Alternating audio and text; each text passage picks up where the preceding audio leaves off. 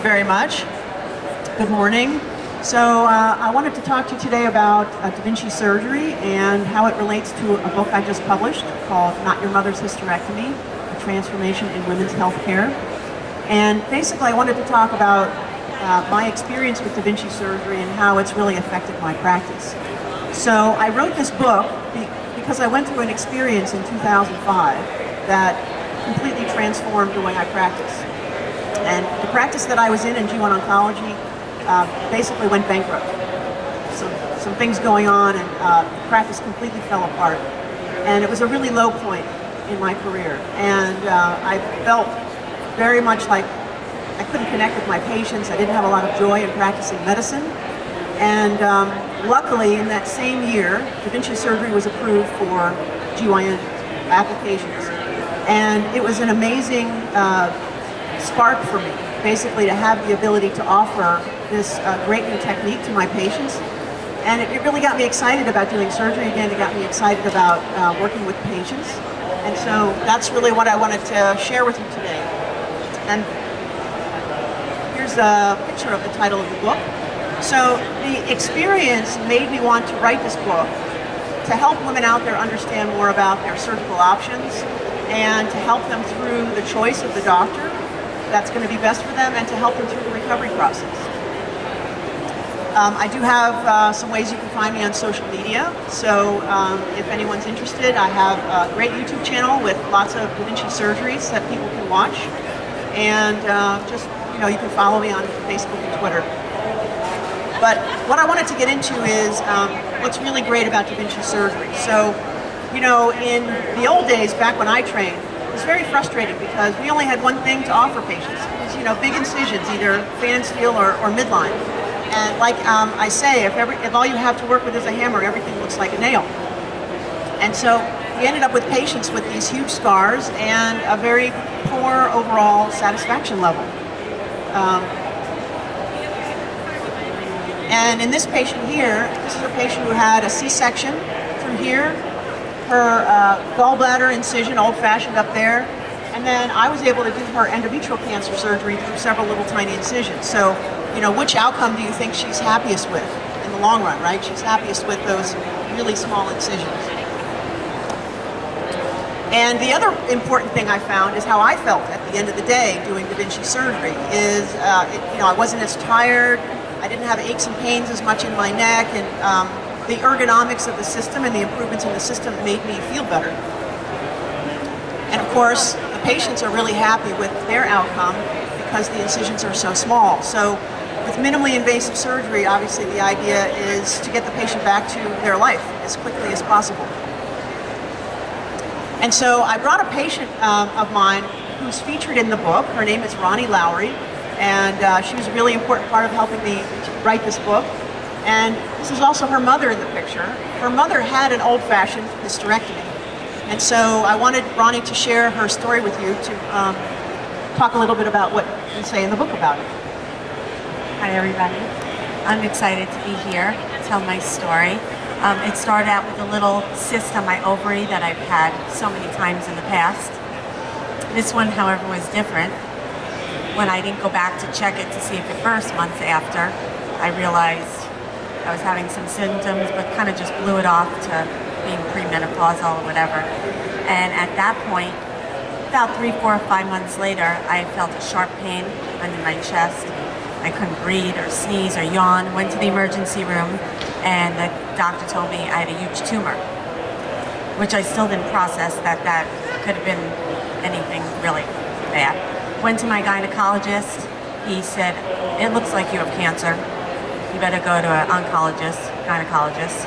And he referred me to somebody, and I went to this doctor that was so cold and calculated, and bedside manner is so important, especially when you're in that panic mode and you don't know what it will be and you think you have cancer.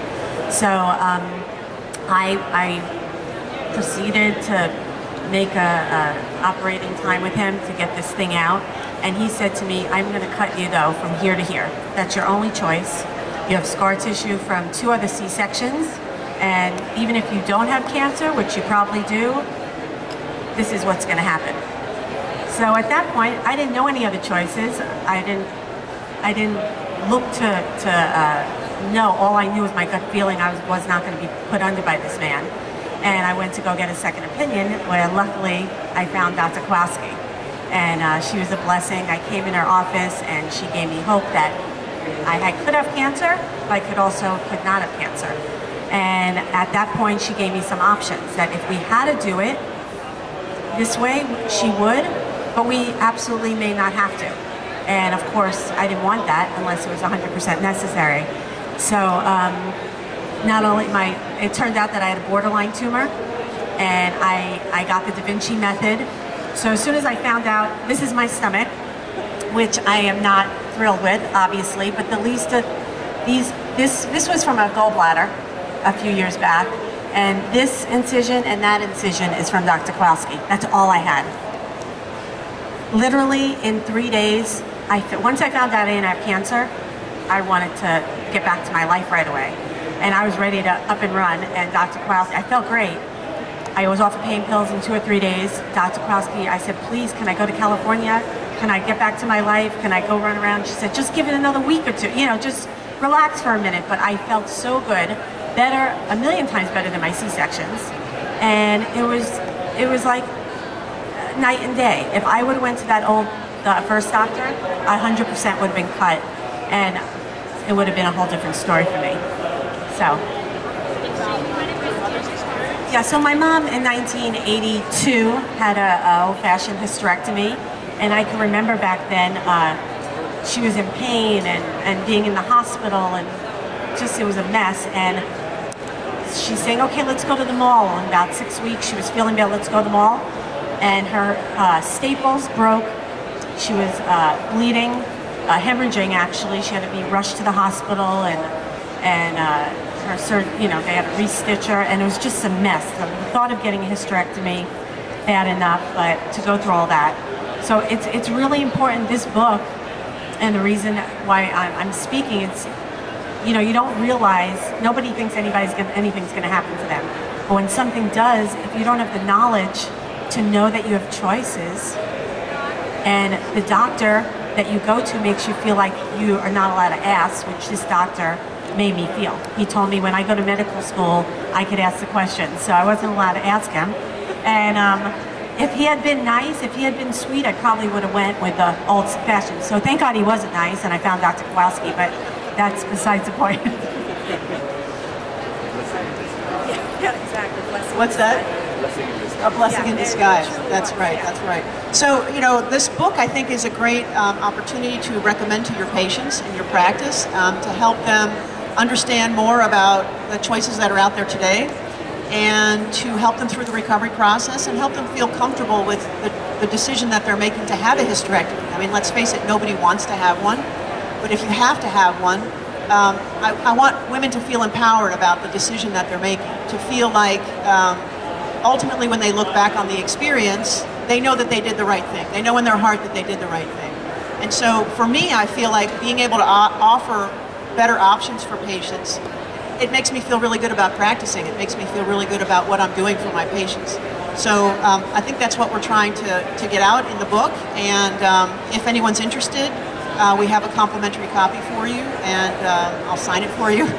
And I would love to see if you can recommend it to patients in your practice. I think that they'll really get a lot out of it. So, any questions? Any questions you have?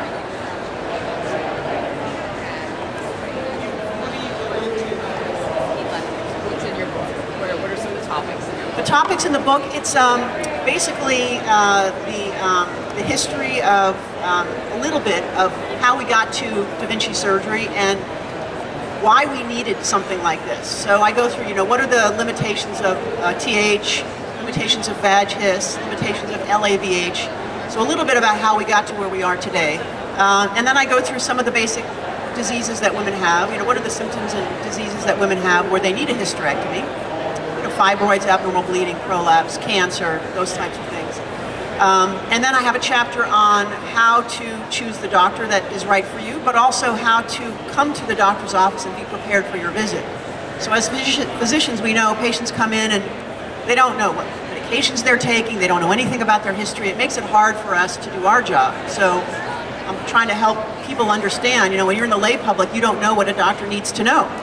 So we have that in there, and then there's a chapter on recovery to help them through the recovery process. There's a lot of patient misinformation or no information, right? And there's a need for the patient to be very much informed. And this young lady put it very well in that her doctor did not feel the need to communicate with her. And kudos to you, Doc, because some of our colleagues just do not feel that that is part of their description to communicate to their patients on a standing basis. It's mandatory to discuss with them, not after. Exactly. And that's really the point of what we're talking about. And this doesn't necessarily just apply to hysterectomy. It can apply to any aspect of healthcare, and not just for women. But we want people to feel more a part of the process, more a participant in the process, and not just a recipient of someone saying, "This is what we're going to do to you," and just have it done to you. We want people to feel that there's an environment where they can ask questions, where they can understand, not obviously with medical school background, but understand what's happening to their body. And I think when people have that understanding, of course they're going to gravitate to less invasive techniques if that's appropriate for them. And a lot of people just don't even know that it's out there. So the idea is to get that information out there. There's a website that pairs with the book where I have a lot of, we have a blog regularly 2 times a week, and there's actually a toolkit in there to help them choose the doctor that's best for them and to help them ask the right questions. So a lot of people have told me in researching this book, I don't even know what to ask. How do I find out that I'm at the right doctor? So we're giving women tools of what kinds of questions to ask and what kinds of answers to expect. I think there are a lot of people that are not even aware that there are so many possibilities that they have not looked into, and it's just mind-boggling at this point because of the Obamacare and all the other stuff. There are a lot of people that have the insurance now, but unfortunately do not know, where do I go from here? Okay, I've got coverage, but what now? Right. And I think it's mandatory for our profession or our colleagues to know how to really help people and not do any harm to people that are looking for assistance, not take over. You want to be more forthright with it. The way I look at it sometimes is I just assume that the patient does not have a medical background, and if I were in that position, what would I want to be told? And so when I say, okay, this is what I'm going to recommend. I'm going to recommend Da Vinci surgery. Well, why? Okay, why are you a good candidate? And so I will go through kind of the logic in my mind. That's one of the things I talk about in the book. It's called the surgeon's logic. Is we have a way of thinking about things, and a lot of times we just don't explain it to our patients. So I've gotten in the habit of just explaining to the patient, listen, you have these risk factors for an open incision. Maybe the patient's overweight. Maybe the patient has diabetes. You have a condition where it's a really good opportunity to do the surgery with a minimally invasive approach. And so I explained to her what are the things that I'm thinking about. Do we need to take the ovaries out or not? All of those important decisions. Has she had previous surgery? And when you go through the potential complications, nobody ever says, oh yeah, I want to be cut open. I mean, that's a better choice for me. But if people need to have, there are still some situations where people need an open incision. So what I do is I explain to them, listen, I'm a Da Vinci surgeon, I do a lot of these surgeries, but this is not right for you, and here's the reason why. And I think, for example, if Ronnie had been in that case and she had been told that, you would have felt comfortable with that, right? In fact, one of the big points about, knowing that you have the right doctor is I knew in my heart after speaking to Dr. Kowalski that she was the one, instantly. But when I was being wheeled down for surgery, because she told me the option, what would happen if this was this way, this was this way, But when I was getting wheeled down, right before they put me in the OR, I saw Dr. Kowalski, and I looked at her, and I just knew that when I went under, she was going to do the best thing for me. And not what was the easiest or, you know, anything like that, but it was going to be, I knew I was in good hands. And that's how you want to feel when you're going under. It's scary enough. So, I mean, that's the biggest compliment I could give her. I knew my life was in her hands, but I felt 100% I wouldn't want it with anybody else. So yeah, it was really, really a blessing to find her. Yeah, and that book is amazing because like I said, if I knew about that book, if it was around and I knew anything and I was having problems with, you know, just bleeding and all that, I would have read it, and I would have known what to ask the other doctor. Even though he would have shut me down, I would have knew immediately that I didn't know any better. So if somebody goes to a doctor that, you know, maybe is kind or nice or whatever, has a good bedside manner, but they're not giving that patient any choices, you still don't know anything. So knowledge is power. Yes. Yeah, definitely knowledge is power. There's actually another patient featured in the book who had huge fibroids, and she had terrible symptoms from these fibroids. She'd been living with them for years and just felt like she was afraid to have surgery. It was going to take so much time away from her work, and she's the only breadwinner for her household. And so she felt like, you know, if I take 6 or 8 weeks off to recover from a hysterectomy, you know, we're not going to make it. And she's taking care of a disabled husband and all that. So she kept putting it off, and finally it got so bad she literally she couldn't bend over, she couldn't do anything, she couldn't even work. So she went to her doctor, and her fibroids were huge, and the doctor said, there's no way you can have minimally invasive surgery, you're going to have a big cut. She wasn't too happy with that answer. She went to someone else, they told her the same thing. And she actually went to the OR to have surgery with that second doctor and was waiting in the holding area, and her EKG came back slightly abnormal. So the anesthesiologist came out and said, we're going to have to cancel your case. She was really very frustrated because she'd been there for 5 hours, all day waiting for her surgery. Nobody had told her until that moment. So she walked out of there kind of stomping mad and went to the internet and found me. So she came to see me, and I examined her. I'm like, wow, your uterus is really big. This is going to be a little bit tricky, but I said, I'm willing to try. At least we're going to try. And if I can, you know, and I'm going to be very persistent. I told her I really like doing these surgeries. I'm going to do my best. I gave her I think like a 50-50 chance that we'd be successful. But it turned out that I was, and it meant so much to her. She went home the next day.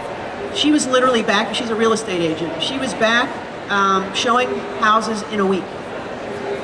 So she came to see me in the office, and she brought me flowers and candy. I felt like it was Valentine's Day. So, but it meant so much to her and her family that she was able to get back to work that quickly. It was a really, really rewarding situation for me as the doctor to see how much of an impact I made on her life. And so just thinking back, before 2005, when I started doing this, I could never have had that kind of impact on women's lives. So I think that's what really struck me about what's changed in my practice and the inspiration for writing this book. Right. Congratulations. So, any questions you have? You have any questions? No? Where are you located? I'm in Las Vegas. Las Vegas, yeah. How about you? Where are you? I'm here. In Chicago. Okay, great. Okay. But this is the first time that I've really gotten into asking people about the Da Vinci. And because I've been pretty reserved about it because of the complications that people have had with it. But after hearing this, I am going to reevaluate my stand because I just dismissed it quickly, and I thank you very much. Well, thank you. There are some terrific Da Vinci surgeons in this community. Oh, I know. And so, you know, it's not for every surgeon. Every doctor doesn't necessarily have to do it. Yeah. But if you know that it's out there and you have a surgeon who's a real expert that you're comfortable with, you can refer your patients to that surgeon. You know that that patient's going to be really happy with her outcome. That's exactly what And when she comes back to you, she's going to thank you for it. Yeah, that's exactly what I'm going to do. And that's what I've done in the past. If someone has expertise in it, then that's what I'll do, because I want my patients to have the very best. Right. And if the doctor has exhibited that, not only in the technique, but also in their degree of empathy and caring, then they have the patient, you know. Right, and it reflects well on you that you recommended this this doctor to your patient. I think she'll, like I said, I think she'll thank you for it. Because, you know, and let's face it, we work in hospital, and you have to be not, you can't be that. You can't, and if you are, then you really have a place in this field. Right, well, I'm sure all your patients, like all women these days, we're busy. We have children, we have families, we have a lot of things careers, going on we have all these things going on, and have respect for that. right, most people can't take 8 weeks to recover unless they absolutely have to. There's no other choice. They are so over. Yeah. Right. So, yeah. So thank you for My pleasure. Thank you so much. Yeah. Thank you.